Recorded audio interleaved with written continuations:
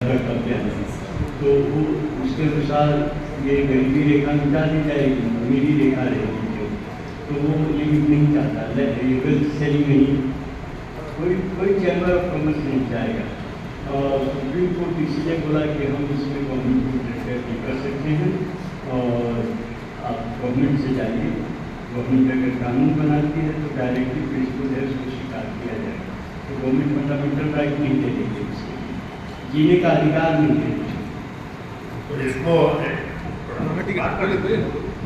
इसके लिए जो अभी इस तरह से गवर्नमेंट वर्क कर रही है, और दो चीज, इनकम टैक्स का दायरा बढ़ाना और क्रीमी लेयर का दायरा बढ़ाना, तो कहीं इसको हम राजनीतिक रूप से या सक्षम लोग या विद्वान लोग इस तरह से सोच रहे हैं कि गरीब को गरीब रहने दिया जाए और जो सरकार का जो सुविधा है उसका लेवल इस तरह से क्रिएट कर दिया जाए कि गरीब लोग उसमें पार्टिसिपेट ही नहीं कर पाए और उनको उनका वाजिब हक जो है वो न मिल पाए। इस तरह का षड्यंत्र तो नहीं रचा जा रहा है, और अगर यह षड्यंत्र है तो क्या इसके लिए हमारा प्रोटेस्ट ब्लॉक कोई अपना एक इस संदर्भ में विचारधारा रखता है कि इनकम टैक्स के लेयर को और नीचे किया जाए, जो अभी 7 लाख से बढ़ा करके 12 लाख कर दिया गया, उसको 5 लाख कर दिया जाए, और क्रीमी लेयर का जो दायरा 5 लाख से 8 लाख कर दिया गया, उसको 5 लाख की बजाय 3 लाख पर कर दिया जाए कि 3 लाख से नीचे का जो इनका वार्षिक इनकम है उन्हीं को रिजर्वेशन का लाभ मिलेगा, ना कि 12-8 लाख वाले को मिलेगा। क्योंकि जब 8 लाख किसी परिवार का इनकम होता है तो उनका लिविंग अपॉर्चुनिटी हाई हो जाता है, और वो जो मौजूदा संसाधन है एजुकेशन का, चिकित्सा का, वो बेहतर एडॉप्ट कर सकते हैं। तो उस परिस्थिति में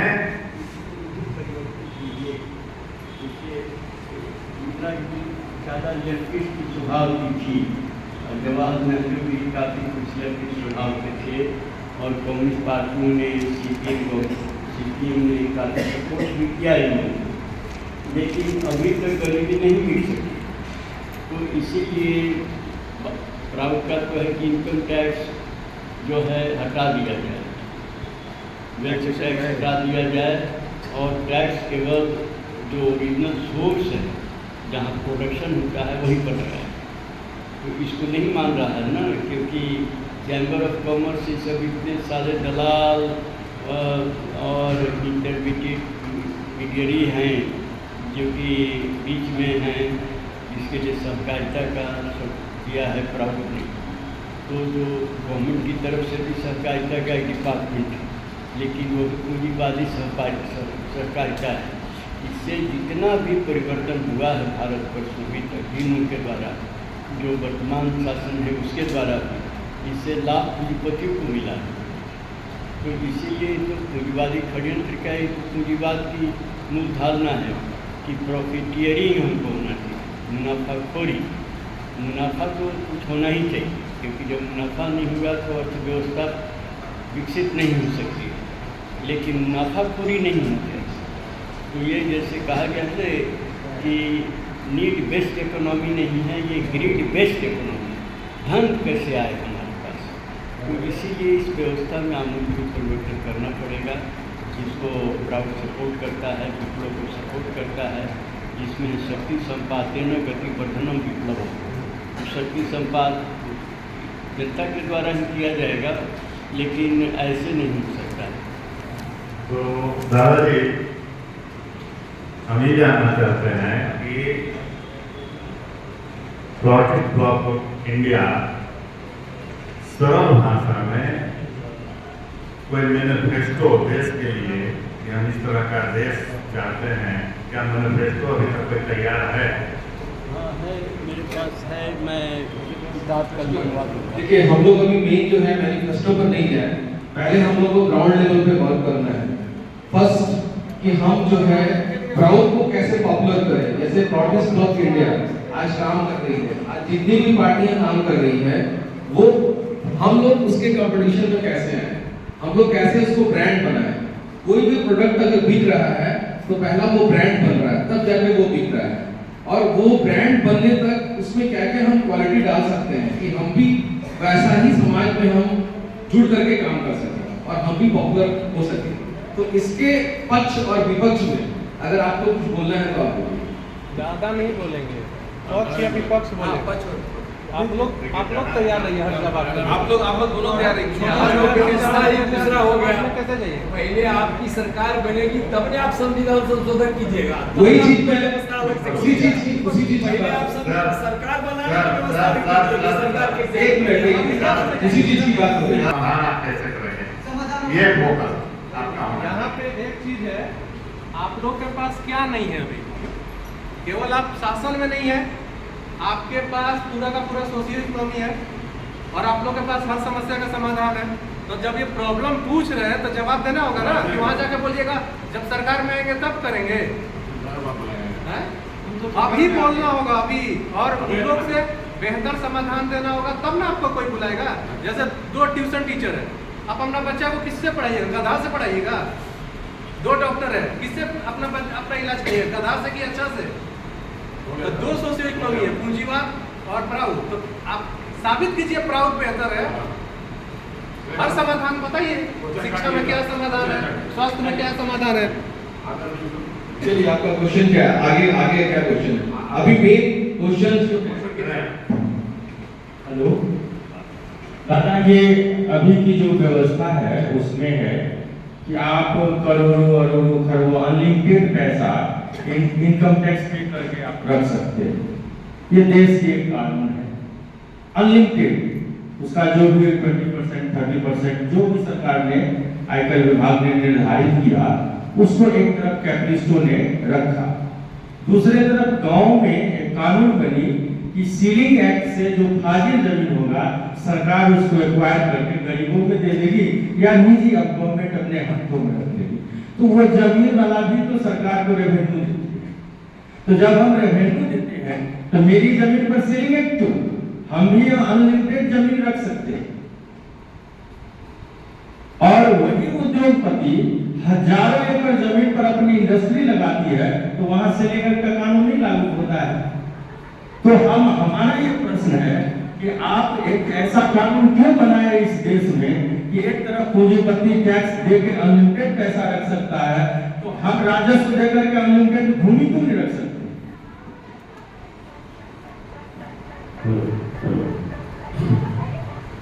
क्वेश्चन है कि अनलिमिटेड पैसा रखने का आपका, लेकिन मेरा नहीं, देश की देश की व्यवस्था है। और पीडीआई क्या चाहती है, अध्यक्ष महोदय से माध्यम से सदन को आंसर देने का प्रयास कर रहे हैं कि अभी तक यही हुआ है कि सेंट्रलाइज पैसा का कितना एकत्रित किया जाए, सेंट्रलाइज करने का सिस्टम चला है, आज तक चल रहा है और आगे न चले इसके लिए पीडीआई सिस्टम के मालिक ने दिया, प्रौढ़ व्यवस्था दिया। तो प्रौढ़ व्यवस्था क्या करता है कि डिसेंट्रलाइज करेगा, सेंट्रलाइज नहीं करेगा। और मिनिमम रिक्वायरमेंट सबको भोजन, बस, शिक्षा, चिकित्सा, आवास मिलना चाहिए और मालिक ने जन्म देने से पहले और मरने के दिन तक सब कुछ इंतजाम कर देते हैं। ये सेंट्रलाइज नहीं होता, सेंट्रलाइज जो है ठीक चलता है सब प्रोग्राम और अनलिमिटेड कुछ नहीं है, सब चीज लिमिट है सब, और वो अनलिमिटेड होता है। अनलिमिटेड क्या है? मालिक है और ये मन से जब नाता जोड़ेंगे परमात्मा का तब वो तब इसको सैटिस्फैक्शन हो। और वही वो तीन चीज ये पीडीआई क्या करती है, स्रोत क्या करता है, धरती को 3 प्रकार से होती है, भौतिक, मानसिक और आध्यात्मिक। भौतिक में संपदा ये लिमिटेड है और सबके लिए सब परमात्मा इतना नहीं देते है, सबके लिए काम चले। कोई किसी को मरने के लिए नहीं कहे मैंने भोजन नहीं मिला, मैंने वस्त्र नहीं मिला, शिक्षा मिली, चिकित्सा ना हुआ, सबके लिए सब कुछ खुशी से अपना जीवन व्यतीत करे। और मैंने ये नहीं किया कि हमारा पिता नहीं दिया, हमारा ये नहीं दिया, वो नहीं दिया, सबके लिए मालिक दे रहे, व्यवस्था भी दे रहे जाते और देखिए। इसलिए कहीं सोचने की बात नहीं है, हमें बस एक लिमिट होनी चाहिए पैसा, डिसेंट्रलाइज होना चाहिए। लिमिट क्या? मानिए कोई 1 करोड़ चाहिए, इनको 10 करोड़, 10 लाख, इस सबका काम है। ये नहीं इनके पास 10 रुपये नहीं, इनके पास खरबों पैसा होता है और इनके बाद में 5 आदमी है और कोई यूटिलाइज नहीं है और यहाँ 10 रुपये की दवाई लेना पड़ेगा।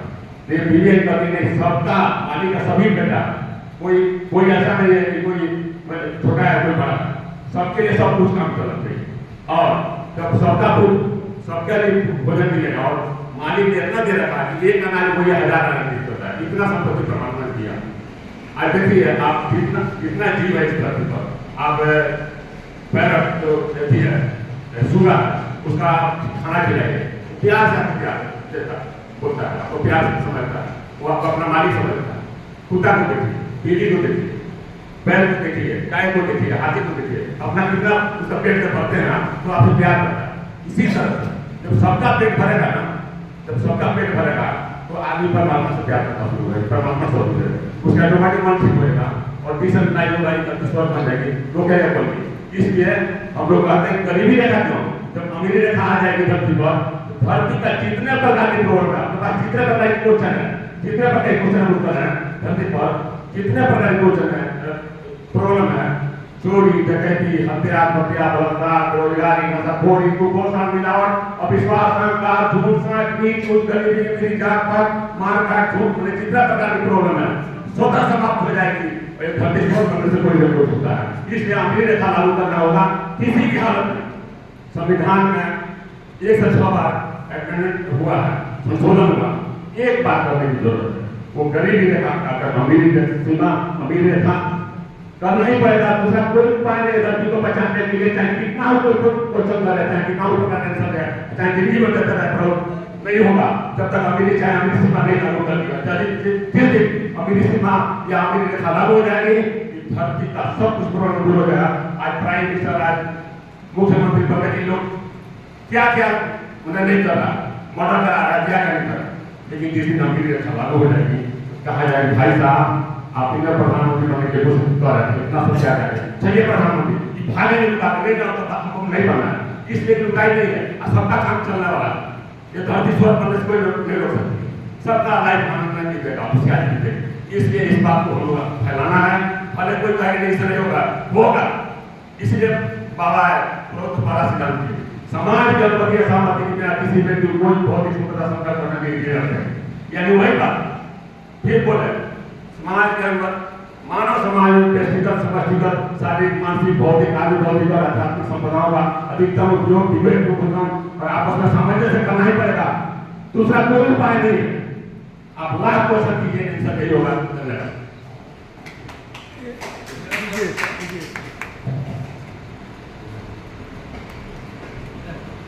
हेलो, हम 94 से सक्रिय रूप से प्रावोचित सर्व समाज समिति का गठन हुआ आचार्य रघुनाथ जी के नेतृत्व में।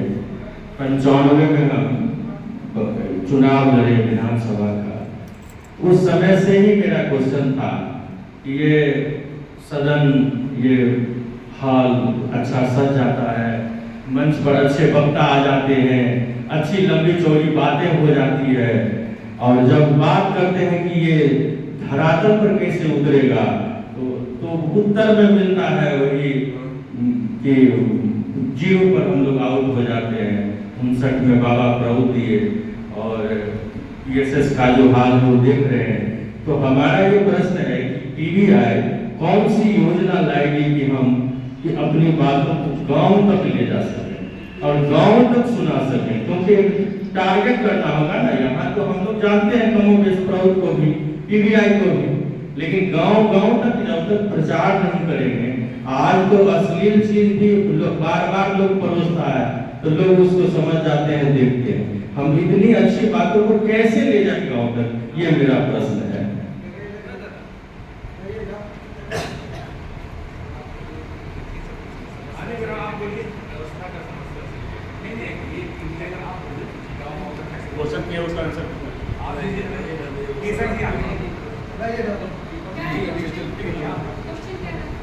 क्वेश्चन ये है कि जो 1994 से लेकर अभी तक हम लोग सक्षम नहीं हैं अपने पार्टी को उतारने के लिए, या हम लोग अभी तक जीत नहीं पाए, है ना। इतना प्रयास किए फिर भी हम लोग 0 पे गए। और तो हम लोग ऐसा कौन सा प्रयास करें या कौन सी योजना के तहत हम लोग अपने पार्टी को मतलब ला सकते हैं सदन में या हम गांव तक जाके किसानों को यह बताएंगे कि कृषि कार्ड जो है उसको उद्योग का दर्जा दिया जाएगा, ताकि किसानों को अधिक से अधिक मूल्य मिले। जब हम औद्योगिक क्षेत्र से किसी चीज का उत्पादन करते हैं तो उसका मूल्यांकन हम करते हैं, लेकिन किसानों के द्वारा जो उत्पाद किया जाता है अनाज, उसका भी मूल्यांकन किसान नहीं करते हुए हम करते हैं। इसलिए उसको भी यह अधिकार मिलना चाहिए कि उसका कीमत वो तय लगा। उनका ये प्रश्न नहीं था, उनका ये प्रश्न था कि हम अभी तक हम फेलियर हो रहे हैं, हमारे पास ऐसी कौन सी योजना है, जैसे इतने केजरीवाल को आप देख लीजिए, कुछ ही दिनों में वो दिल्ली पर राज कर दिया। आखिर उसने क्या चीज किया कि वो पार्टी आगे सब लोगों की नजर में, हम लोगों की प्रोटेस्ट ब्लॉक इंडिया जो है या प्राउड जो है व्यवस्था आज हमारे देश में क्यों नहीं इतना पॉपुलर हो रहा है कि हम आम जनों के बीच में इतना पॉपुलर क्यों नहीं हो पा रहे, इतना लोकप्रिय क्यों नहीं हो पा आप आसान कर देते हैं सवाल को कि जिस तरह से पीवीआई चुनाव लड़ रही है अभी तक, जिस तरह से पीवीआई चुनाव लड़ रही है, जिस तरह से जनता आपको वोट क्यों है? जनता इसलिए वोट नहीं देती है कि चूंकि ठग लोभी गांव में ठग पास नहीं पड़ता है। जो केजरीवाल की बात कर रहे हैं, केजरीवाल लोगों को ठगा, क्या हम बस दे दिया, फ्री बिजली दे दिया। सर यहाँ मैं अपने आप को आईना दिखाने की बात कर रहा हूँ, आप दूसरे को आईना दिखाने लगे। मेरी समझ एक मिनट मेरी समझ यहाँ तक है, राजनीति जो व्यवस्था है और जिस दिशा में राजनीति चलती है, थोड़ा सा शांति जिस स्टेप पर ये स्टेप राजनीति चलती है और लोगों के मनस्पटल पर जो छाप छूटता है, जब तक आप पूरे किसी एक प्रदेश में टोटल सीट पर अगर गठबंधन नहीं करते हैं तो, और जनता को तब तक आपको वोट नहीं करेगी जब तक जनता को यह आभास नहीं हो जाए कि यह गवर्नमेंट बनाने के लिए चुनाव लड़ रहे हैं। जब आप इक्का दुक्का सीट पर चुनाव लड़िएगा तब अपनी बातों को आप कैसे इंप्लीमेंट करा पाइएगा सदन में, और जनता आपको क्यों वोट दे? आपके पास इसके लिए ऐसा क्या परियोजना है, क्या स्टेप्स हैं, कैसी तैयारी है कि एक साथ हम किसी एक स्टेट का टोटल सीट का चुनाव लड़ें और अपना पूरा मेमोरेंडम लेकर के जनता के बीच में जाए? इस पर प्रकाश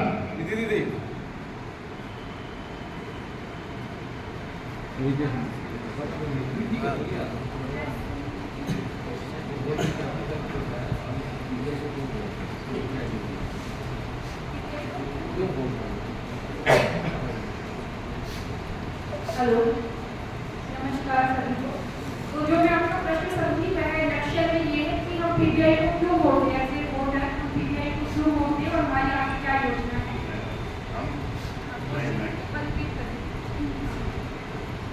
एक चीज देखिए, एक मौलिक चीज बताया था कि देश में संविधान का शासन, इसीलिए कोई भी कानून जो बनता है अगर विपक्ष उससे संतुष्ट नहीं है तो सुप्रीम कोर्ट में फाइल करता है कि इसको अनकॉन्स्टिट्यूशनल डिक्लेयर कर दिया जाए, और अनकॉन्स्टिट्यूशनल डिक्लेयर होने पर वो कानून नहीं रख पाता है।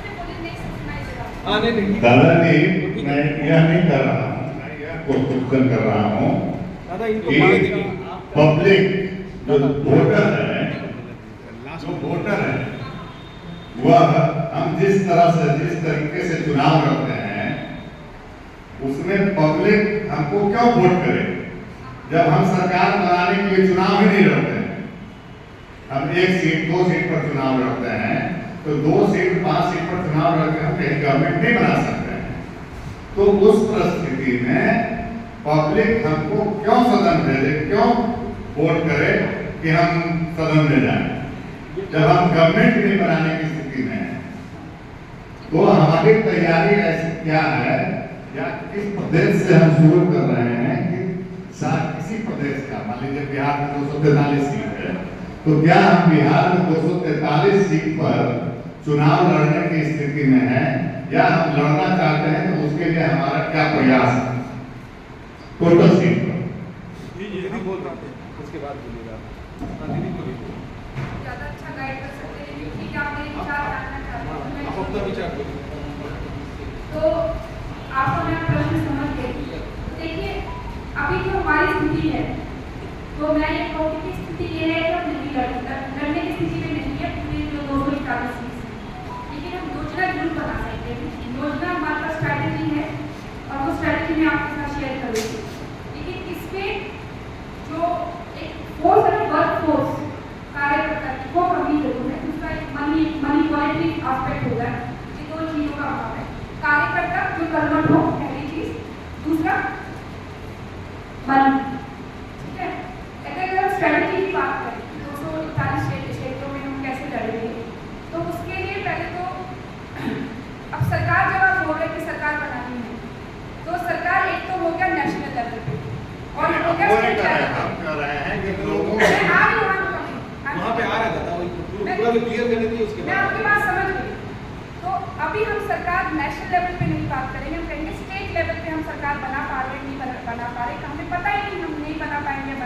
क्यों देगी हमें वोट क्यों देगा जब हम उस स्थिति में ही स्टेट लेवल की बात कर रही हूँ मैं, ठीक है। तो स्टेट लेवल पे अगर हम स्थिति में नहीं है सरकार बनाने की, हम जानते हैं, ठीक है, लेकिन हमारे पास मान लीजिए 241 क्षेत्र, जो हमारे पास 241 वो है क्षेत्र है, उसमें हम 241 में नहीं बैठा सकते, लेकिन हम 100 में बैठा सकते हैं, 50 में बैठा सकते हैं, ठीक है। तो वहाँ के लिए हम फोकस कर सकते हैं। अब वहाँ के वोटर हमें 50 सीटों के लिए, उनको पता है कि 241 के लिए हम नहीं लड़ रहे, उनको ये भी पता है कि हम सिर्फ 50 सीटों के लिए लड़ रहे हैं, तो वोटर हमें वोट क्यों देगा? तो ये जागरूकता फैलाने वाली बात है। अब आप कल आपका इलेक्शन है या 10 दिन बाद, महीने बाद, महीने पहले आप पहुँचे तो nobody will give you won't, कोई भी नहीं देगा। साख जमानी होती है ना, साख जमानी होती है, इमोशनल कनेक्शन बनाना पड़ता है जनता के साथ, उनका विश्वास जीतना पड़ता है कि they are really there to listen us, वो हमारे लिए वहाँ पे हमारे लिए हैं। तो उसके लिए ग्राउंड लेवल पे काम तो काफ़ी पहले से शुरू करना पड़ेगा, एटलीस्ट 1 साल मिनिमम, है ना। अब आप जो वहाँ पे क्या नाम है उनका, जो मैं नाम भूली, जो अभी हाँ प्रशांत किशोर जी, ग्राउंड लेवल पे काम किया उन्होंने। मैं अभी बिहार में 2-3 जगह गई थी, तो वहाँ के गाँव वाले बड़े टच थे उनसे, भले वो जीत नहीं पाए, उसके कई और कारण हो सकते हैं, लेकिन उन्होंने अपनी एक साख बना ली है जनता के आगे कि मैं यहाँ पे बिहार के लिए हूँ, मैं बिहारी हूँ। वो एक कनेक्शन उन्होंने क्रिएट किया है, ठीक है ना। मैं कहने का मतलब है इस तरीके के कार्यकर्ता, इस तरह का काम हमें चाहिए। पहली चीज़ ये बहुत ज़रूरी है बनाना, ठीक है। उसके बाद हमें we have to be focused, जिस क्षेत्रों के लिए हम काम कर रहे हैं वहाँ पे हमें फोकस रहना पड़ेगा। कौन कौन से हमारे टारगेटेड एरिया है जहाँ पे हम जेन्युइनली तरीके से काम कर सकते हैं। मान लीजिए कहीं पे हमारे कार्यकर्ता उतने स्ट्रॉन्ग ना हो, तो हमें पहले ये आइडेंटिफाई करना पड़ेगा कि इस क्षेत्र में हम ला सकते हैं, जहाँ पे हमारा पोटेंशियल है कि हाँ यहाँ पे जीता जा सकता है, वहाँ पे पहले वो क्षेत्र आइडेंटिफाई करने पड़ेंगे। दूसरा हमें ग्राउंड लेवल पे, जैसे मैंने बोला, 3-4 एस्पेक्ट्स, इमोशनल कनेक्शन, वहाँ की प्रॉब्लम को तरीके से समझना, उनकी समस्याओं का समाधान उनको बताना, ताकि वो आप कर सकें, है ना। तो इस बेसिस पे वहाँ का वोटर आपको वोट दे सकता है और देगा, ये हमें बताना पड़ेगा। भैया ठीक है, हम स्टेट लेवल पे सरकार नहीं बना पा रहे, लेकिन आप क्या जो भी काम करेंगे वो अच्छा करेगा। मैंने आपको बता दूँ, मैं दिल्ली NCR से हूँ, मैंने यहाँ पे कई पार्षद देखे हैं जो कम से कम 10 सालों से पार्षद बने हुए, हमेशा जीतते आए हैं। क्यों पता? जबकि सरकार बीजेपी की है, पार्षद कांग्रेस का है। Why it is happening? Because उसने अपने क्षेत्र के लिए बहुत बढ़िया काम किया, people are happy with his work. तो उसकी सीट 10 साल से कहीं नहीं गई। क्यों नहीं? क्योंकि उसने वहाँ पे अपने एरिया में काम किया। कितने लोग आ गए केजरीवाल के टाइम, वो सीट वहाँ पे हमेशा कांग्रेस वाला जीतता है। The reason is this sincere to this area. हाँ प्लीज बताइए अगर आपका इसके बारे में कुछ और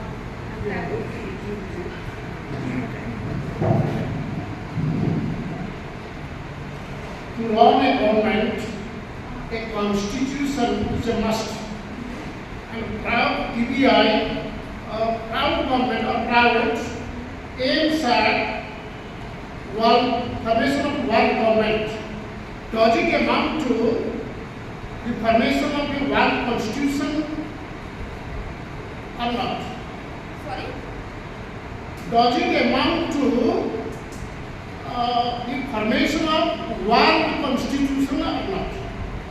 World Constitution. One World constitution, government. one constitution, One. okay, entire one, because it aims at one government. Uh-huh. Yes. Okay. If at all this aims at one government, then there must be one constitution, and that will be the one constitution. Again, take the case of India. So the concept of secularism is a debatable one. And what is the solution? And what is the view regarding this concept of secularism of Prout? According to Prout, these are two questions.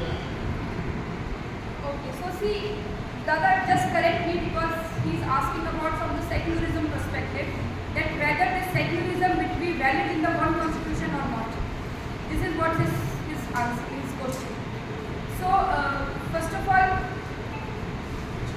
Prout believe in, we talk about one human society as a Prout philosophy, okay? So one human society, but as of now, the mentality or the tendency or you can say the mental level of the people is not at that level where we can say it's a one human society. So we have to work in the realistic perspective, realistic area. What is the human mindset right now? Accordingly, we have to work. We have to work according to their psychology actually. Are you getting my point? Accordingly, we have to make the policies in our constitution. But that would be the temporary phase. But then what we need to do, we have to gradually elevate their mindset, or you can say that we have to educate them from that perspective. Even at the education, I mean the institutional level where they are, I mean you can say the grade 10, grade 12, the student where they are children, and then they are at the educational level, you can say the college level, inter-college level. We have to teach these kind of, we have to build this grounding at the very basic level to reach them to think that there is no, discrimination from this communities or you can say religion perspective. That mindset we have to build it. But temporarily, definitely, we have to go with the people mindset, with people psychology and tendency you can see. If they are believing in the secularism, we have to play accordingly, temporarily. But at the same time, our aim and goal to take them to that level where we think as a Prout people has to go. So this is what I think. But Dada, if you think that I have to correct it somewhere, then you can add it here. So actually secularism has become a great hypocrisy today. In the name of secularism, they are practicing hypocrisy.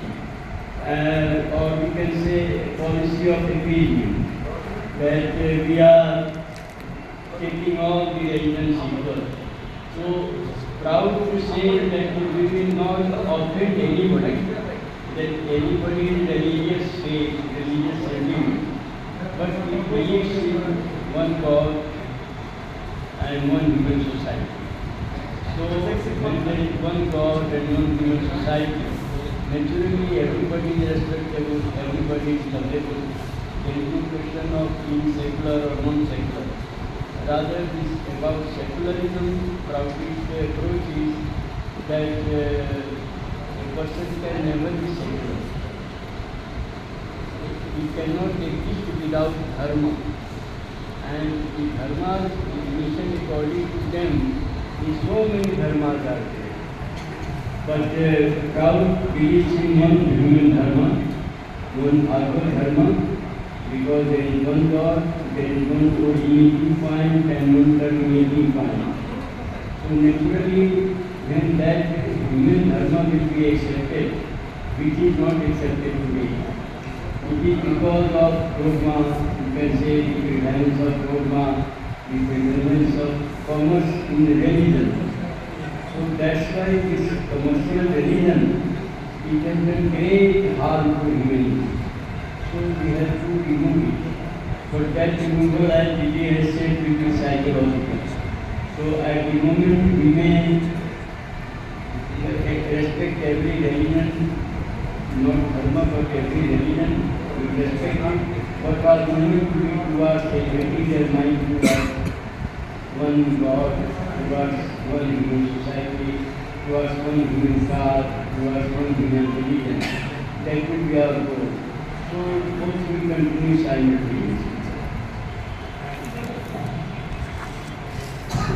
I do understand many concepts because I have gone through the books and I have realized what Baba founded in his philosophy. So I do agree, but suppose someone argues, what will the answer? You see, that is the reason which I am arguing. And another thing, Baba propounds Bhagavad Dharma. So far as the concept of Bhagavad Dharma arises, so it means secularism. Because Dharma, in the original sense that you understand, is not really Dharma. The real Dharma is, that is Bhagavad Dharma. If this concept of Dharma is taken into consideration, then it is a nothing must that there will be only one Dharma, that is Manava Dharma, that it be Bhagavad Dharma.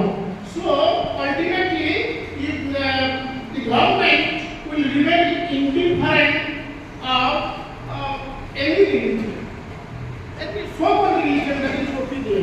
And another thing, my question is, suppose you want a government, a constitution is must. Suppose Proud has got majority in India, in the parliament, and it wants to establish the government. Now, question arises to run the government, what is required is a constitution. Now the question is, we have our guidelines given by, propounded by or given by our Baba, Sri Anupji or P.R. Sarkar. So, beforehand, but at the same time you have to see that there is a constitution running from past and until it runs also. So now the question is, should we abolish the constitution outright or we should take amendments? This is my question. दादा, अभी तो पहले हमारी जो बात हो रही है कॉन्स्टिट्यूशंस को लेकर के, हम इस पे अभी ये बियॉन्ड उस थिंग्स है। अभी हम ये चाह रहे हैं कि जो प्राउड है, प्राउड हमारा कैसे एस्टैब्लिश हो। एक कॉन्स्टिट्यूशन की बात, that is the wastage of time. अभी मेन जो लोग आए हुए हैं वो समाज में या हमारे देश में प्राउड को कैसे लागू करें, प्राउड में कैसे हम पॉपुलर हों, ये जो पक्ष और विपक्ष के बीच में क्वेश्चन, समस्या और उसका उत्तर देना है। हम लोगों को बात की चीज की बात नहीं करनी, हम लोग कॉन्स्टिट्यूशन बनेगी किस तरह की बनेगी वो तो जब गवर्नमेंट फॉर्म होगी तब, लेकिन अभी हमारी गवर्नमेंट फॉर्म होने वाली नहीं है। हम उसके लिए हम क्या प्रयास करें, हम किस तरह से प्रयास करें, ये क्वेश्चन। ये लीजिए दादा, आप कुछ बोल रहे थे। हेलो, नमस्कार। एक बात आते हैं ना, अभी ये प्राउड और पीबीआई यूं वोट पे कन्वर्ट नहीं होते, सबका बात होता है, मेरा हिंदी पूरा अच्छा नहीं होता है। देखिए भाई साहब, जहाँ से हम प्राउड को प्रचार करते जाते हैं, लेकिन हमको सब लोग एप्रिशिएट करते हैं, ये एक बात है। दूसरा है, हमारे पास ये दर्शन है, ये उन्नत दर्शन है। तो एक पार्टी को लाने के लिए आपका जो है हमारे पास है, समाधान हमारे पास है, क्यों नहीं आएगा। देखिए ना, एक बात बोलना चाहते हैं, 100 साल लग गया भारत को फ्रीडम करने के लिए, तो इतने वैश्विक युग चल रहा है, इतना पावर है उनका, वोटर को कन्वर्ट कर देता है मनी एंड तरफ। तो ये को पार करने के लिए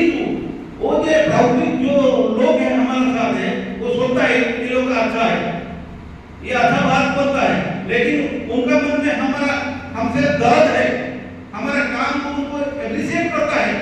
क्यों अब वोट नहीं देते, वोट कन्वर्ट करके हो जाता है शराब एंड मनी पे। तो ये समय आएगा, देखना है आप लोगों को बताता है 15 साल में पूरा देश चेंज हो रहा है। जो गवर्नमेंट अभी चला रहा है, जो लोग वो सोचता है कि गवर्नमेंट ठीक नहीं है, सोचता है, किंतु वो मनी एंड शराब से जुड़ा हुआ है। हमको उसके लिए काम करना पड़ेगा।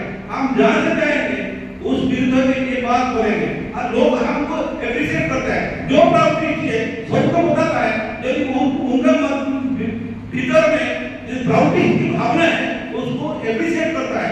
क्यों एप्रिशिएट नहीं करेगा? हमें इतना अच्छा बात बोलता है, इतना ज्यादा बोलता है, सब हमारे पास है, तो हमारे पास रेडी है और क्वेश्चन आंसर एंड इम्प्लीमेंट भी रेडी है।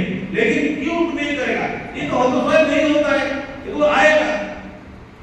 दादा भी बोलते हैं ये तो प्राउडिस की जो दिया सरकार ने दिया है ये दर्शन भूलेगी। अब बताइए भूलेगी, आप भूल कीजिए, इसका बाद होगा तो एप्रिशिएट होगा। सब एप्रिशिएट करते हैं, हम वोट पे कन्वर्ट होंगे, टाइम आ रहा है। पिछले 10 साल पहले ये बात नहीं सुनते, लेकिन अभी गांव-गांव में प्राउड का बात सुनने होता है, सब सुनता है, सब बोलता है कि ये अच्छा बात बोलता है। लेकिन हमको इतना स्पीड में जाना पड़ेगा। अभी जो स्पीड है वो स्पीड में जाने से आदमी हमको निश्चय फॉलो करेगा। मैं सोचता है प्राउड बहुत कम दिन में आ जाएगा, टाइम आ रहा है। बीजेपी गवर्नमेंट को देख लिया अभी, और कोई कांग्रेस तो चला गया, लेकिन दूसरी चीज की किसने ओनली प्राउड है। समाधान है हमारे पास। हम उड़ीसा में काम करते हैं, लोग एप्रिशिएट करते हैं, लेकिन भूख पे बोलते हैं पैसा दे दिया चला गया। इतना मोरालिस्ट नहीं बना, उनको मोरालिस्ट बनाएगा। जब उनको मोरालिस्ट बनाएगा तो हमको वोट देगा। देखिए हमने दीदी बोल रहा था मेयर इलेक्शन में सब लोग एप्रिशिएट करता है, जितना बड़ा जितना ऑफिसर जितना प्रेस वाले सब बोलता है अच्छा बात बोलता है, लेकिन क्या होता है वो मन में सोच है तो वोट में कन्वर्ट निश्चय होगा और प्राउड आएगा। दादा पितामह दादा हमको पूछना है, ये बहाना बना के कब तक चलेंगे हम लोग? किस तरह पर पैसा से वो लोग खरीद लेता है वोट। जेपी आंदोलन हुआ उसमें शराब और पैसा नहीं लगा, अन्ना आंदोलन हुआ उसमें शराब और पैसा नहीं लगा, और आप लोग हर बार यही बोलते रहे कि शराब और पैसा से वोट खरीदा जाता है, तो ये खरीदाते रहेगा और आप लोग घर घर बहाना बनाते रहे। नहीं, हम लोग को हमको गलत बोलना होगा। हम बनाते हैं क्या? बोलो आपको हाथ देके बोलो हम कितना बनाते हैं, हाथ देके बोलो कोई नहीं बना। जो हम बोलते हैं 10 आदमी पूरा हमारा गवर्नमेंट आ जाएगा, लेकिन वो नहीं बोल रहे हैं। हम बोल रहे हैं जेपी आंदोलन संपूर्ण क्रांति सफल हुआ, अन्ना आंदोलन सफल हुआ, नहीं सफल हुआ। बोलो कि सरकार बनाना सफल हो गया, नहीं सफल नहीं हुआ। पूंजीवाद में दोनों जीता ना, नहीं सफल हुआ। सफल बोलते हैं नहीं सफल हुआ, शराब और पैसा पूरा हुआ फिर ब्रेक हो गया। हमारे पास वो समाधान है, उनका पास समाधान नहीं है। वो क्या एक्सीडेंट हो गया और चला गया, लेकिन वो आपके पास समाधान है ना। तो आप शराब और पैसा से वो लोग तो शराब और पैसा को पार करके जीत गया। वो लोग शराब और पैसा का बाधा को पार करके जीत गया, समाधान नहीं था तो फिर हार गया। आप बोलते हैं हमारे पास सब समाधान है, आप शराब और पैसा को पार नहीं पा रहे, कैसे? हम तो बोलते आदमी को सचेतन करना है। आपको देखते हैं मूवमेंट करके सचेतन करता है, ये तुम शराब खाएगा तो यही तुम कष्ट भोगेगा, यही गवर्नमेंट पाएगा। तुम्हारा बच्चा स्कूल में पाठ नहीं पढ़ेगा, वो तो होता है, चलेगा। ये तो बहाना है दादा, ये बहाने नहीं, ये चलता है। ये वाले का बहाना है।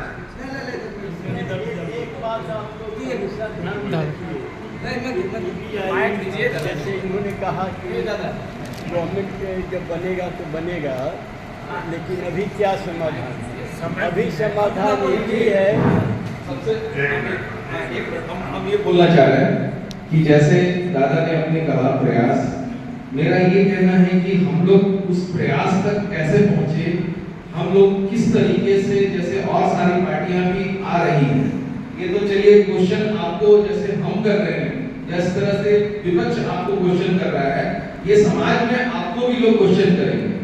तो इसके लिए हम लोगों को पूरी तरह से तैयारी करनी होगी। तो वो तैयारी के लिए आपको सामना करना है कि ये जो क्वेश्चन कर रहे हैं इसका हम एप्रोप्रिएट हम आंसर दें, है ना, कि हम ठीक है आप सफल हुए वो आपको कोई नहीं देखने जा रहा है। आर्थिक रूप से पीपीआई की शराब आंदोलन के लिए और इंडिया में वो आंदोलन कर रहा है, तो इसमें एक गवर्नमेंट को प्रेशर डालता है तुम पूरा वो इंडिया में शराब बंद करो। तो ये काम हमारा कर लिया है, पीपीआई एजेंडा में है, हम तो काम करते हैं, लेकिन ये बंद होगा। हमारा क्या है, जो शराब देश में सब आदमी का स्वास्थ्य नष्ट करता है, सब इकोनॉमी नष्ट करता है, वो क्यों करेगा? तो इसलिए पीपीआई चलिए आपका एक एक का सवाल बोले, एक मिनट बोले दादाजी पहले बोले लगभग प्रॉप का है 7 साल से ऊपर हो गया है, प्रॉप क्यों नहीं आ रहा है, प्रॉप हम कहीं क्यों नहीं कर पा रहे, दादाजी का कहना। तो इसके लिए जैसा कि मैं समझता हूँ, तो बाबा की फिलोसफी के हिसाब से पहला चीज़ है साधना, सेवा और त्याग।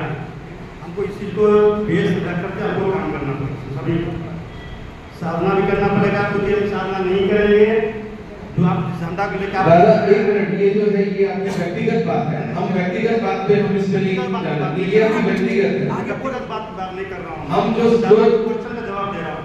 उन्होंने बोला कि प्रॉप दिए हुए 7 साल से ऊपर हो गया, क्यों एस्टेब्लिश हो रहा है?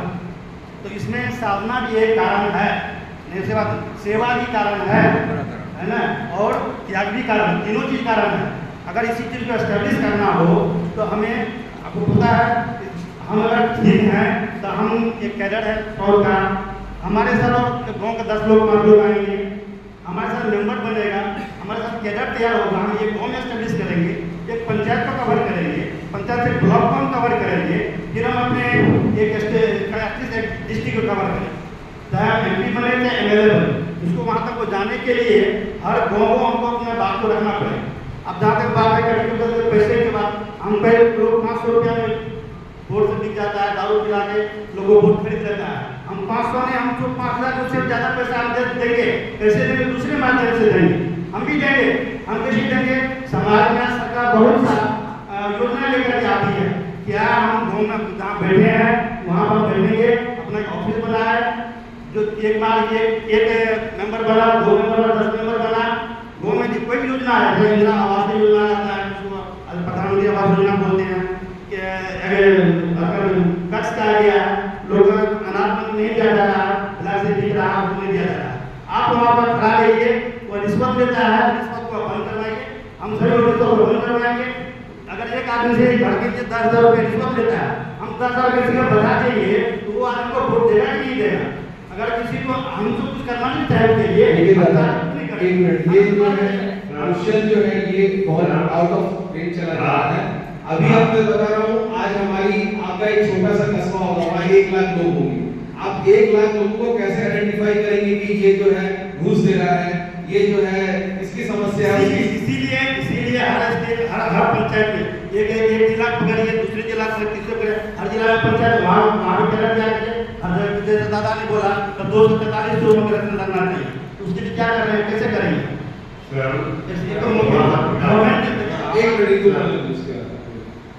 देखिए यहाँ 2-3 तरह का विचारधारा वर्क कर रहा है। एक तो कम्युनिस्ट है, कम्युनिस्ट का एक विचारधारा है, एक संघ का विचारधारा है, एक समाजवाद का विचारधारा है, और एक प्रॉप का विचारधारा है। तो सबसे पहले तो हम अपना एक समाधान के रूप में हम इसको रख रहे हैं। सर्वप्रथम हम प्रॉप के विचारधारा को सरल भाषा में लोगों को बीच पहुंचाने का जो संसाधन या जरिया हो सकता है, बंद कमरे से निकाल करके उसको लोगों के बीच ले जाना होगा, पहला काम।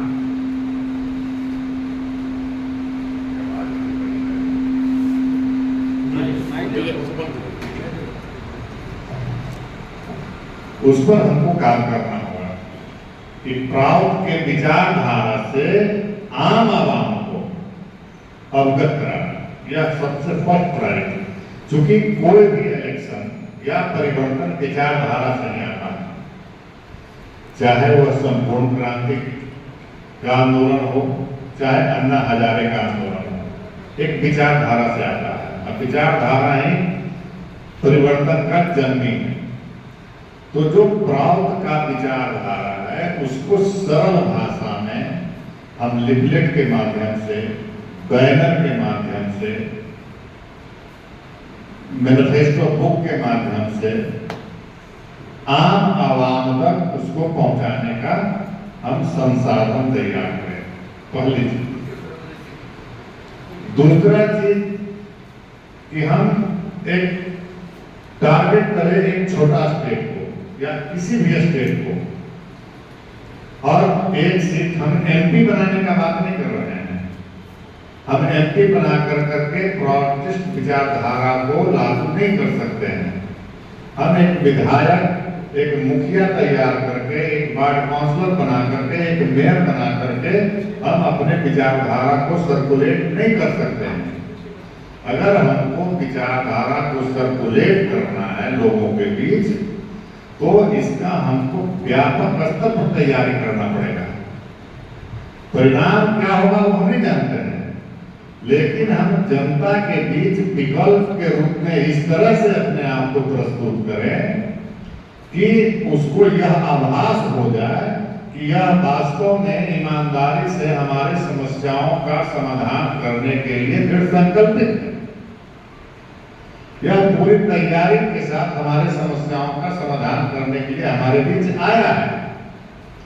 जब तक यह विश्वास उसके मन में नहीं जाएगा, वह विधायक हमको नहीं बनाएगा। यह सत्ता परिवर्तन का मामला है, विचारधारा के इम्प्लीमेंटेशन का मामला है। तो हमको तैयारी करना पड़ेगा। जैसे उड़ीसा हो गया, असम हो गया, मणिपुर हो गया, सिक्किम हो गया, तो छोटे छोटे राज्य हैं जहां हमारे पास साल 2 साल का टाइम है चुनाव लड़ने का। हम वहां एक वॉर के रूप में, युद्ध के रूप में, कि हमको यहाँ का सत्ता परिवर्तित कर देना है, टोटल एनर्जी वहां लगाना होगा, विचारधारा से लोगों को अवगत कराना होगा, और सारे सीट पर टोटल जितने भी सीट हैं, जहां जिस राज्य में जितना सीट है, टोटल सीट पर एक साथ फोकस करना होगा, युद्ध लड़ना होगा। तब हम समझते हैं कि यह परिवर्तन हम लाने में सफल होते हैं।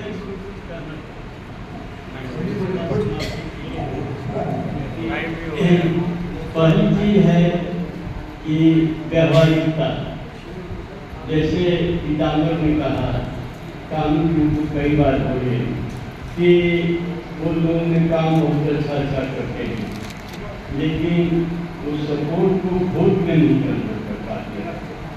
काम की जरूरत होगी तो पब्लिक उन्हीं के पास आएगा, लेकिन वोट जब देना होगा तो पीवीआई की बड़ी छोटी पार्टी है, कोई जानता नहीं है, इसीलिए बड़ी बड़ी पार्टियों को वोट।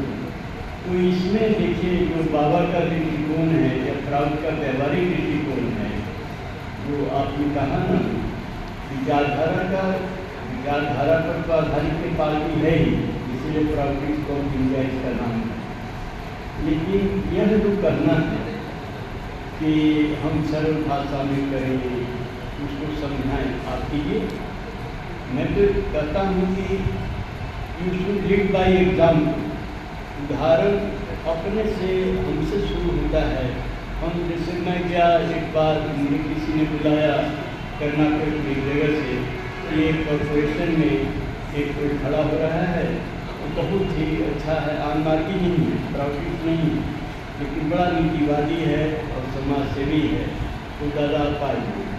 तो मैंने दूसरे और प्रॉफिट विचारक को फोन किया कि उनका फोन आया है, मैं आ रहा हूँ। तो उन्होंने कहा, आप बताइए दादा, टाइम आपका वेस्ट होगा, पैसा वेस्ट होगा, आपको आने की जरूरत नहीं है। लेकिन मैं फिर भी गया वहाँ पर, क्योंकि एक निष्ठावान आनमार्गी ने बुलाया। मैं वहाँ गया तो जिन्होंने मुझे मना किया था, मैंने कहा कि मैं 4 दिन यहाँ हूँ और आप जितना बहस करना है करना, लेकिन हम लोग कहाँ पूरा मिलते हैं, कहाँ आंशिक मिलते हैं और कहाँ बिल्कुल नहीं मिलते हैं। तो जहाँ पूरा मिलते हैं उस पर हम लोग पूरा जोर से लगे।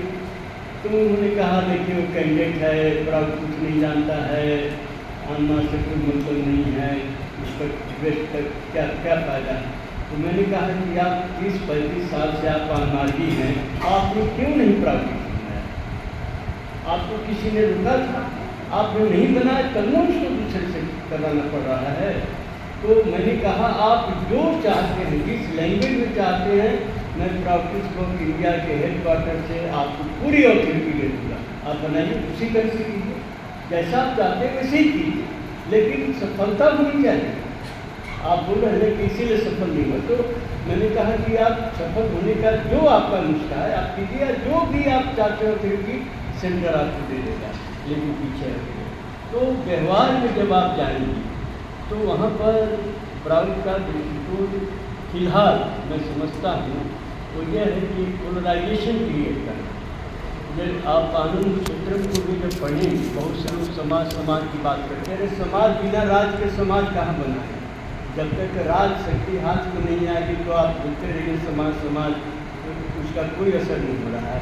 राज तो ऐसा है जो सिगरेट के डब्बे पर लिखा हुआ है कि स्वास्थ्य के लिए हानिकारक है, अब फिर भी पिला रहे हैं आप। तो सरकार जानती है कि स्वास्थ्य के लिए हानिकारक है तो बंद कराइए उसका मन करके, नहीं कराइए, क्योंकि वो पैसे वालों की गिरफ्त में है। तो देखते हैं कि इससे इसको भी पैसा मिलता है। तो इसीलिए जो बाबा ने शुरू किया है प्राउड के बारे में, जो समाज के बारे में आनंद सूत्रम जो उनका दर्शन शास्त्र है, उसमें उन्होंने शुरू किया है। 1 मिनट मैं समाप्त करना चाहता हूँ। उन्होंने शुरू किया है किस चीज़ से? इकोनॉमिक से नहीं, उन्होंने शुरू किया है पॉलिटिक्स से। वर्ण प्रधानता चक्र केंद्रीय सर्व प्राप्त केंद्र का शक्ति संपादेन चक्र गतिवर्धन शक्ति संपादेन गतिवर्धन विप्लव, ये सब ये सारा लीडरशिप है। तो और मैं आज भी बोला था कि बाबा ने कहा है कि अगर कहीं कोई कष्ट में है तो वहाँ के नेताओं के पाप के कारण है। तो लीडरशिप की बहुत फंडामेंटल है। उस 8वें सूत्र से उन्होंने इकोनॉमिक्स की बात की है। अब 7 सूत्र तो आप छोड़ दिए और 8वें पर सीधे पहुँच गए। कहाँ से आत्मा है? दुनिया के सभी ग्रंथों में अच्छी बात लिखी हुई है, कौन पालन करता है? तो इसीलिए पोलराइजेशन मैं समझता हूँ कि फर्क चीज़ है कि नैतिकवान राजनीति और गैर नैतिकवान राजनीति, इसके बीच में पोलराइजेशन ये ही पीबीआई का मेन काम है। या जिस दिन ये चीज़ हो जाती है भारत में परिवर्तन हो जाएगा, भारत बन जाएगा तो विश्व परिवर्तन हो जाएगा। इसीलिए ये सब अच्छी बातें जो है ना कहने में बहुत अच्छे, तो हम लोग सब कई सालों से ही कह रहे हैं, लेकिन कहाँ बहुत से लोग छोटे चले गए, बढ़ गया, प्रकृति में खेलबाजी क्यों हो रही है? तो इसीलिए करना एक चीज़ है और करना एक दूसरी चीज़ है कि जब तक कोई चीज़ करने में नहीं आती है तब तक जनता का भरोसा नहीं आप दे सकते। तो करने के लिए लीड बाय एग्जाम, हम जैसे इसीलिए मैं निकल गया और कोई कारण नहीं था, मेरे गुरु ने दिया है तो जरूर सफल होगा, लेकिन सफल पहले मुझको अपने को करके दिखाना है। अगर मैं नहीं कर सकता तो दूसरे करने से कोई फायदा नहीं। इसीलिए आप जो सोच रहे हैं ना आप कीजिए और देखिए फिर कीजिए। मेरा कहने का मतलब है कि इस काम को हम लोग ग्रुप लेवल पर ले जाने के लिए हमें लोग एक जैसे प्रखंड स्तर पर, ब्लॉक लेवल पर एक कमेटी गठित करें और वह ब्लॉक कमेटी वहाँ के जन समस्याओं को लेकर के हम अपने धारा के अनुसार धरना प्रदर्शन का भी काम कर सकते हैं। इस तरह का भी अगर एक कार्यक्रम चलाया जाए। धन्यवाद।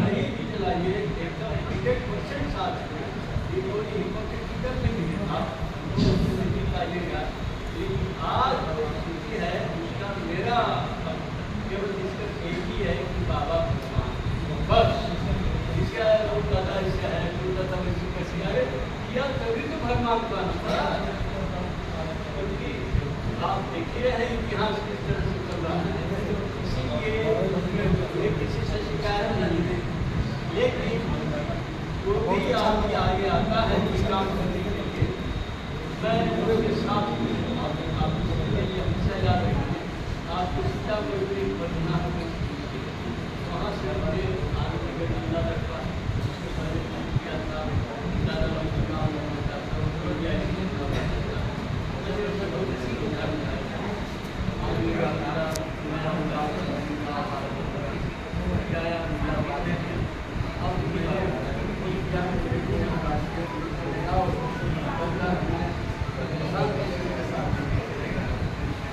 चलिए डिस्कस पर हम लोग ये पहुंचते हैं कि हम लोगों को किस तरीके से काम करना है। जैसे दादा आपका नाम क्या हुआ? 1 मिनट 2 मिनट बाद आपका नाम राजीव रंजन जी का भी इन्होंने एक प्रयास जो किया वही हमारे मन में भी चल रहा था कि हम लोग अभी तक पॉपुलर क्यों नहीं हो पा रहे हैं, हम लोगों की कोई भी पहुंच जो है वो समाज के आम लोगों के बीच में हम लोकप्रिय क्यों नहीं हो पा रहे हैं। सबसे पहली बात है कि आज समाज में जितना भी मुद्दा उठता है, चाहे वो दुष्कर्म का मुद्दा हो या भ्रष्टाचार का मुद्दा हो या वक्फ बोर्ड का मुद्दा हो, हम लोग किसी मुद्दे पर भी अपना प्रतिक्रिया नहीं देते हैं, जिससे क्या होता है कि हमारी लोकप्रियता समाज में नहीं बनती है। अभी छत्तीसगढ़ में 6 वर्षीय लड़की के साथ बलात्कार हुआ, जिसको लेकर हमने दादा को भी कहा, जितने समाज के लोग थे सारे लोगों ने अपनी प्रतिक्रिया दी। ये मत समझिए कि ये प्रतिक्रिया बहुत छोटी है, जितने समाज आज वो प्रतिक्रिया की मनसा तक उनका जो लेवल है, मानसिक लेवल है, प्रतिक्रिया देने तक आ चुका है। लेकिन यही आंदोलन को अगर पूरे समाज में चलाया जाए, सब अपने अपने स्तर से अगर आंदोलन करना चालू कर दिए, तो हम एक लोगों के बीच में प्राउड जो है लोगों के बीच में लोकप्रिय होगा कि ये जो है समाज के शोषण के विरुद्ध हम लड़ रहे हैं। आज क्या है, कोई भी प्रोटेस्ट सारी बात संसद में बोल रहा है, लेकिन वो समाज में लड़ने के लिए तैयार नहीं है, या तो उसके पास कैडर नहीं है। वो कैडर कैसे बनाएगा जब तक हम समाज से जुड़ेंगे नहीं। यही मणिपुर में एक दीदी थी, वो जब वहां पर एक बच्ची के साथ बलात्कार हुआ था और रोड पर, तो इन लोग गई थी, तो इन लोग करीब 10 महिला थी, उनके साथ करीब 300 महिलाएं जुट गई, क्योंकि उनके जो संवेदना है, जो समाज के अंदर जो संवेदना है कि कौन हमको संभालेगा, उस समय वो सब अकेले हैं, जो उसको संभालने वाला मिलता है समाज उसी के साथ चलता है। तो उसी प्रकार हम लोगों को यही चाहिए कि समाज में जितने भी मुद्दे आते हैं, आप लोग के पास सोशल मीडिया है, सब कुछ है, कहीं भी कोई मुद्दा आता है उसके ऊपर आप लोग प्रतिक्रिया दीजिए। आप लोग जिस क्षेत्र में है, प्रदेश अध्यक्ष के रूप में है, चाहे कोई नेशनल कमेटी के जो भी मेंबर्स हैं, सारे लोग अपनी प्रतिक्रिया दीजिए। इस प्रतिक्रिया के माध्यम से ही आप ये नहीं समझ रहे हैं कि सोशल मीडिया पे कन्हैया कुमार कहीं नहीं था। कन्हैया कुमार का आप जानते, कभी उसने फील्ड में कोई काम किया? कहीं नहीं काम किया, लेकिन वो सोशल मीडिया की वजह से आज वो मोदी पे कटाक्ष कर करके आज देखिए वो कांग्रेस में जगह ले लिया अपना। हम लोग के पास इतनी अच्छी आइडियोलॉजी है, हम लोग कितने बढ़िया से अपने आइडियोलॉजी का प्रचार कर सकते हैं। आज जो अश्लीलताएं फैलाई जा रही हैं, चाहे दुष्कर्म हो रहा है, चाहे आज शराब बेची जा रही है, इसके खिलाफ कभी हमने प्रतिक्रिया अपनी दी ही नहीं। आज गवर्नमेंट का है ना रूल कि हम शराब पीना अपराध है, लेकिन एक गाड़ी चलाने वाला व्यक्ति अगर एक्सीडेंट करता है दारू के नशे में, तो वो जो है अपराधी रहता है। देखिए कैसा संविधान बना हुआ है। तो इसी के लिए आपका बहुत ही अच्छा एक प्रयास है। मैं थोड़ा सा आपके प्रयास को ये कर रहा हूं कि जो धरना प्रदर्शन की इन्होंने बात की है, ये हर एक जगह पे, हर एक जहां भी अगर आपके प्रदेश में होता है, आप हम सबको इन्फॉर्म कीजिए कि हमारे प्रदेश में ऐसा हुआ है। हमारे सारे लोग प्रतिक्रिया देंगे और हम लोग उसको सोशल मीडिया के माध्यम से हम लोग प्रचारित और प्रसारित करेंगे। छत्तीसगढ़ वाले जो मुद्दा था दादा, हम लोगों ने 4 दिन में हाँ बहुत बहुत अच्छा हाँ। देखिए एक बात मैं आप सब लोग को कह देता हूँ कि थ्योरी हमारी बहुत अच्छी है, इसमें कोई संदेह की बात नहीं, भगवान नहीं दिया, लेकिन जमीन बहुत कड़ी है, जमीन बहुत कड़ी है। लेकिन कितनी भी कड़ी जमीन हो, एक बहुत साधारण सा बीज अंकुरित हो जाता है, निकल जाता है, आपके हाथ से नहीं निकलेगा, लेकिन बहुत कोमल पौधा जो है निकल जाता है। क्यों? तो बीज ठीक है। तो इसीलिए जो आदमी को बनाने का काम है ना, सदगुरु की बात और इससे बहुत सी बातें होती हैं, बातें ही होती हैं, लेकिन ये सदगुरु बनेगा कैसे? जो बाबा का जो व्यवहारिक तरीका था कि और कोई कह भी रहते कि हम सदगुरु हैं, बिल्कुल क्यों नहीं सोचे, हम क्यों असदगुरु हैं? क्या हम दुष्ट हैं, नीच हैं? हम सही हैं लेकिन परफेक्ट नहीं है। तो इसीलिए दोनों स्तर पर काम होना चाहिए, जो विलिंग हो। कई लोग जैसे पीबीआई तो लोगों को इतने आंखों में छू गया कि लोग बड़े खुश थे कि इसका रजिस्ट्रेशन रिजेक्ट हो गया, और उसके बाद प्राकृतिक और समाज समिति को पॉलिटिकल रजिस्ट्रेशन करा दिया। मेरे अंदर केवल एक ही बात आई कि मेरे गुरु ने इस संस्था को बनाया है, इलेक्शन कमीशन की क्या मजाल की इसको रिजेक्ट करेगा। मैंने इलेक्शन कमीशन को ही टारगेट रखा, ये अपने लोगों को नहीं रखा। हालांकि गलती अपने लोगों की थी, लेकिन जब बाहर लड़ना है तो मैं अपने घर पे मैं किसी को दोष नहीं दूंगा, और ये सफल हो गया। लेकिन 1.5 साल लगा, क्योंकि इलेक्शन कमीशन की सेक्रेटरी बोला था 1 हफ्ता में दे देंगे, लेकिन 1.5 साल लगा, क्योंकि मैं संघर्ष करता रहा और बहुत सी घटनाएं हुई इस बीच में। उसके बाद मैंने कहा अब तो इससे आप ठीक है, अब तो हो गया ना रजिस्ट्रेशन, ये गुरु का बनाया हुआ है, और आप इसी से कर ही रहे थे पहले, और प्राकृतिक समाज समिति को जैसा पॉलिटिक कर वैसे काम करने की, लेकिन नहीं तैयार हुए। ये मैं आपको स्थिति बता दूँ, मैं किसी का दोष नहीं निकाल रहा हूँ। उसके बाद मैंने कहा कि चलिए ठीक है, अगर आप रखना ही चाहते हैं तो ऐसा कीजिए कि जब इलेक्शन आए तो हम लोग मिल के काम करें, जहाँ पीजीआई खड़ा करे आप लोग कीजिए, जहाँ खड़ा कीजिए हम लोग नहीं करें। इस तरह से हम लोग का कोऑर्डिनेटेड कॉपरेशन चले। तो पहले तो बोले अब नाम सब नहीं दूँगा, लेकिन बोले कि हाँ ठीक है दादा ठीक है, लेकिन जब इलेक्शन आया तो मैंने खबर किया उनको कि बोलिए, तो बोला अच्छा ठीक है देखते हैं। उसके बाद उन्होंने अपना डिक्लेयर भी कर दिया, खड़ा भी कर दिया। तो मैंने कहा चलिए जो भी हो गया। हर स्टेट को देखिए, मैं आपको बता रहा हूँ कि क्या सिचुएशन है।